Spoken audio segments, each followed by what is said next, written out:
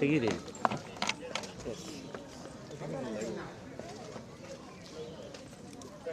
ಆಯಿತು ಮೇಡಮ್, ಸ್ವಲ್ಪ ಹಿಂಗೆ ಹಾಂ ಹಾಂ ಹಂಗೆ ಅಲ್ಲೇ ನಿಂತ್ಕೊಳ್ಳಿ ಮೇಡಮ್. ಹಾಂ ಓಕೆ ಸರ್. ಅಯ್ಯೋ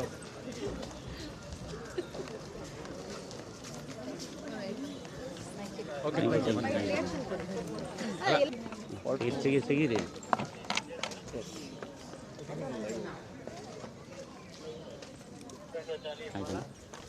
ಮೇಡಮ್, ಸ್ವಲ್ಪ ಹಿಂಗೆ ಹಾಂ ಹಾಂ ಹಂಗೆ ಅಲ್ಲೇ ನಿಂತ್ಕೊಳ್ಳಿ ಮೇಡಮ್.